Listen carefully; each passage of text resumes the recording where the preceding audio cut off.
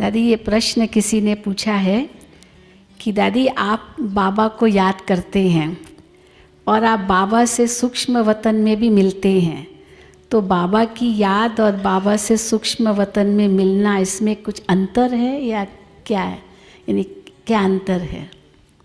ये पहला प्रश्न है। बाबा से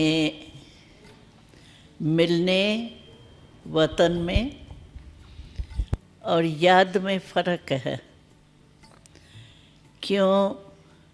वतन में जब हम मिलते हैं तो बाबा के वरदान ट्रांस द्वारा मिलन होता है, या बाबा हमको संदेश देता है सभी के प्रति, तो ट्रांस के वरदान द्वारा सब मिलना, सेवा सब उसमें होता है। और याद करना बाबा को वो योग है। तो योग हमारे इस ब्राह्मण जीवन का पुरुषार्थ है, जिस पुरुषार्थ के अनुसार ही हमको बल भी मिलता है, फल भी मिलता है, या पद भी जो मिलेगा वो इस समय ब्राह्मण जीवन के पुरुषार्थ से मिलेगा। तो योग हमारी मेहनत है, हमारा पुरुषार्थ है, जिसका बल और फल जितना हम योग लगाते हैं उतना मिलता है। बाकी बाबा से मिलना करना जो ट्रांस का है वो वरदान है, और उस वरदान में हमको भी प्राप्ति तो होती है, ऐसे नहीं है प्राप्ति नहीं होती है। प्राप्ति ये होती है कि डायरेक्ट बाबा से जो वरदान मिलते हैं सभी के प्रति, मानो कोई भी बच्चों के प्रति बाबा डायरेक्शन देता है तो वो डायरेक्ट डायरेक्शन पहले तो मैं सुनती हूँ, पीछे यहाँ सुनाती हूँ, तो उसका बल भी मिलता है। वैरायटी रीति से सभी बच्चों के क्वेश्चन का उत्तर बाबा देता है डायरेक्ट वहाँ, तो वो हमको बल मिलता है और सेवा का फल भी मिलता है, सहज पुरुषार्थ हो जाता है। लेकिन वो वरदान है और ये अपना पुरुषार्थ है। उस पुरुषार्थ के अनुसार हम भविष्य भी बना रहे हैं और भविष्य के साथ वर्तमान पहले बन रहा है। दादी, किसी ने पूछा है कि बाप दादा आपके तन में आते हैं तो आपको उस समय क्या फीलिंग होती है? शुरू से ही जब बाबा का आना शुरू हुआ तो बाबा, साकार बाबा के संस्कार होने के बाद हम तो वैसे ही भोग लगाने बैठे हैं, क्योंकि हमारे ब्राह्मण परिवार का ये नियम है कि जो भी शरीर छोड़ता है उनको 13 दिन उसका भोग लगता है। पहले दिन ज़रूर लगता है, जब शरीर का संस्कार हो जाता है तो सभी तैयार होकर पहले भोग लगाते हैं। रोज़ भी क्लास में कुछ न कुछ 13 दिन उसके प्रति भोग रखते हैं, थोड़ा सा ही, जो उस आत्मा को स्वीकार कराते हैं। तो बाबा के संस्कार के बाद हम भोग लगाने के लिए बैठी थी, लेकिन बाबा को आना है ये मुझे भी पता नहीं था, और बाबा का पाठ चलना है ये भी पता नहीं था। जैसे क्वेश्चन सभी के थे, क्योंकि अचानक बाबा का हुआ था तो सबके मन में ये क्वेश्चन थे। तो बाबा अव्यक्त हो गया तो सेंटर कैसे चलेंगे, मुरली कैसे मिलेंगी और डायरेक्शन कौन देगा, ये सबके क्वेश्चन थे, हमारे भी क्वेश्चन थे। लेकिन जब भोग लगाने बैठे थे तो अचानक उसी दिन बाबा आया था। ये जो पाठ हमारा शुरू हुआ उसी दिन बाबा अचानक आया था, और उसी दिन ही मैं समझती हूँ सारे क्वेश्चंस का उत्तर दिया था। तो सभी के मन में जो दुविधाएं थी ना, क्या होगा कैसे होगा, तो वो बाबा ने सभी उत्तर देने थे, क्योंकि बच्चों के क्वेश्चन चलेंगे तो थे तो ऐसे ही ना, क्या क्यों, इसीलिए बाबा ने फौरन ही स्टॉप करने के लिए आए थे। तो पहले दिन से हमें ये अनुभव है कि जितना समय बाबा हमारे बॉडी में, शरीर में आते हैं, यूज़ करते हैं हमारी बॉडी, उतना समय मेरे को कुछ पता नहीं होता है। आत्मा तो मेरी यहाँ ही होती है शरीर में, क्योंकि आत्मा अगर 4-4 घंटा निकल जाए तो प्रवेश होना मुश्किल है। इसीलिए होती तो आत्मा हमारी इसी शरीर में ही है, लेकिन हमारा कॉन्शियसनेस, मैं गुलजार हूँ, ये कॉन्शियसनेस जो है वो मर्ज होती है। जैसे रेडियो होता है ना, रेडियो में या टीवी में आप जो भी आपको लाइन, क्या कहते हैं इसको, टीवी में क्या करते हैं, चैनल, हाँ, चैनल जो भी आप खोलो उसका आपको आवाज़ आएगा। बाकी चल तो सभी चैनल रहे हैं ना उस समय, ऐसे नहीं है बंद होते हैं, लेकिन स्विच हमारा बंद होता है। इसीलिए चैनल चलते हुए जिसका हम स्विच खोलते हैं वही हमको सुनाई देता है, देखने में आता है।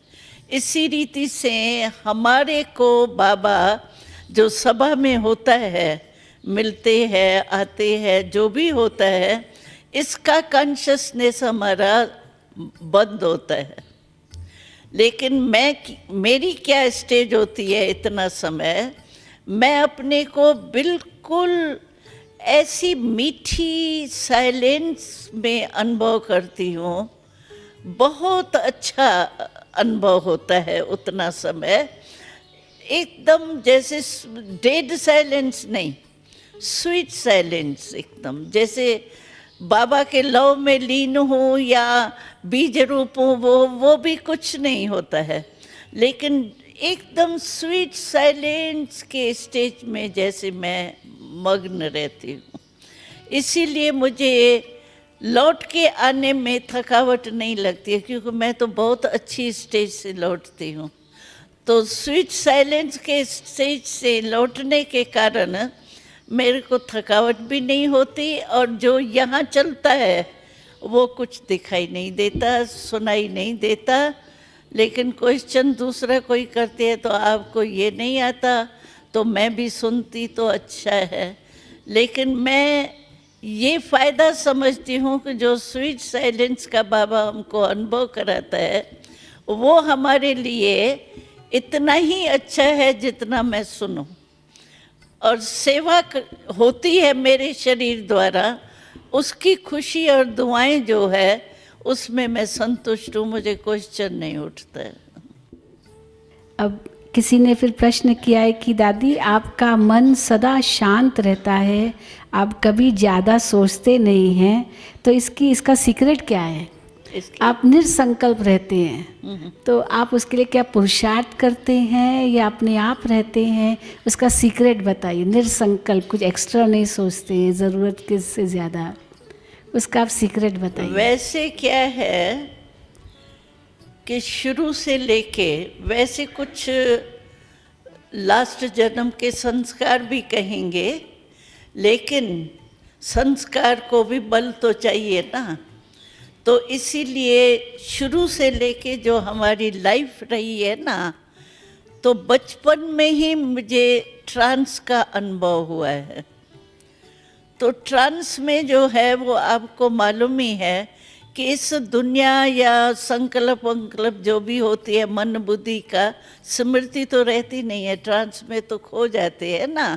तो मैं समझती हूँ ये मेरे को जो बचपन से, क्योंकि पाकिस्तान से लेके सूक्ष्म वतन का जो पार्ट है, पहले सूक्ष्म वतन का साक्षात्कार नहीं होता था, सिर्फ वैकुंठ का होता था। डांस है, सतयुग में जन्म कैसे होगा, शादियाँ कैसे होंगी, ये मतलब ये बहुत देखते थे सतयुग का। ये सूक्ष्म वतन, मूल वतन की स्पष्टीकरण नहीं थी। ड्रामा में तो थी, लेकिन हम लोगों के बीच में नहीं थी। तो जब हम पाकिस्तान में थे, तब से हमारा ट्रांस का पार्ट चला है। ट्रांस का पार्ट होने के कारण बाबा के भवन अलग होता था, क्योंकि वहाँ थोड़ा बैन भी लगा था। ओम मंडली के कारण थोड़ा हंगामा भी था, एंटी ओम मंडली भी थी, तो गवर्नमेंट के द्वारा बैन था। तो बैन में क्या था, जो बाबा बहनों माताओं के साथ नहीं रह सकता, बहनों के साथ नहीं रह सकता। भाई बाबा के साथ रह सकते थे, लेकिन बहनें नहीं रह सकती थी। तो हम बहनें रहती थी मम्मा के साथ। एक बड़ा महल के माफिक था, बड़ा मकान, कुंज भवन, वहाँ हम मम्मा के साथ रहते थे। और बाबा का परिवार और कुछ भाई वो बाबा भवन में रहते थे। वो क्लिफ्टन सागर के किनारे में बाबा का मकान था, बहुत साइलेंस में।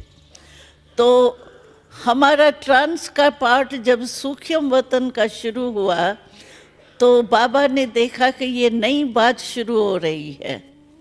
मम्मा ने भी देखा, बाबा ने भी देखा, क्योंकि मेरे को भी पता नहीं था ये क्या मैं देखती हूँ।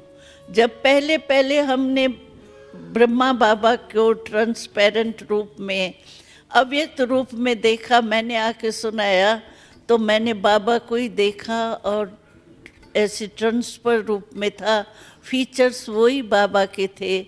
तो बाबा ने कहा मैं तो बैठा हूँ यहाँ, फिर इसने क्या देखा, ऐसा क्या, मेरे को वहाँ क्यों देखा, मैं तो यहाँ बैठा हूँ, मम्मा आप समझो इसको क्या है। फिर हमको बाबा एकांत के कारण जो है ना, वो अपने ही मकान में रहता था। तो मैं समझती हूँ कि ये ट्रांस का पार्ट शुरू से ही चला, और मैं बहुत करके ट्रांस में जाती आती थी संदेश लेना देना, क्योंकि स्पष्टीकरण ही नहीं था कि सूक्ष्म वतन है क्या और क्यों मुझे बाबा ऐसे दिखाई देता है। तो उसको समझाने के लिए, क्लियर करने के लिए हमको ब्रजेंद्रा दादी थी, बाबा की लौकिक में बहू थी, तो परिवार को रहने के लिए बाबा के साथ छूटी थी। तो ब्रजेंद्रा दादी को बाबा क्वेश्चन देते थे, वो हमको क्वेश्चन देती थी, फिर मैं पूछती थी ट्रांस में ये क्या है, इसको क्लियर करें। उसके कारण मैं समझती हूँ कि मैं शांत में बहुत रही हूँ, अभ्यास ये हुआ है बहुत काल का, इसीलिए हमारी नेचर हो गई। फिर दादी किसी ने पूछा है कि ब्रह्मा बाबा के अव्यक्त होने के कितने समय के बाद ये निश्चित किया गया कि आप बाबा के रथ बनेंगे? वो जब पहले बाबा आया ना, पहले तो क्वेश्चन के उत्तर ही दिए हैं मेरे ध्यान में अभी भी। वो मुरली जो आप पढ़ेंगे तो उसमें पहले तो वारी जब आया बाबा, तो सबको खुश करने के लिए कोई न कोई ऐसी बात बाबा ने कही, जैसे दादियाँ हैं या जो मुख्य भाई, उनको ऐसी बात कही जिससे उनको भास ना आवे कि बाबा आया हुआ है। समझो साकार में जो बाबा ने उनको कुछ कहा होगा ना, तो पहले ही मिलने में बाबा ने उनको ऐसी कोई बातें बताई, कही। समझो मुलाकात करता है तो जो बाबा उनको विशेष वो टाइटल दे के बोलता है, उसी ही रूप से बाबा ने उनसे मुलाकात की। तो सभी के अंदर ये वायुमंडल हो गया, बाबा आया, बाबा आया, बाबा आया। नहीं तो नई बात थी ना, बाबा कहाँ से आएगा, चला गया। तो इसीलिए बाबा ने पहले मुरली में तो क्वेश्चंस के उत्तर दिए हैं, लेकिन डायरेक्शन दिया था। तो ये बाबा मिलता रहेगा, बाबा आता रहेगा। और बाबा फिर दूसरे तीसरे वारी भी आया, तो उसमें बाबा ने दादी और दीदी को मुकर्रर किया, निश्चित किया सभी सभा के आगे, तो ये आप के निमित्त बनेंगी। और संदेशी का पाठ जो है वो एक ही रथ द्वारा चलेगा। बाबा ने अनाउंस किया था, बस 1-2 मुरली के बाद ही किया था। तो 1-2 मुरली के बाद फिर किसने, दादी जी ने डिसाइड किया कि आप ही रथ रहेंगे? बाबा ने कहा ना, तो एक ही रथ द्वारा हो, तो दादी दीदी से पूछा होगा, भाई आप को यही राय पसंद है, तो उन्होंने कहा एक ही हो तो ठीक है, तो बस वो चल पड़ा।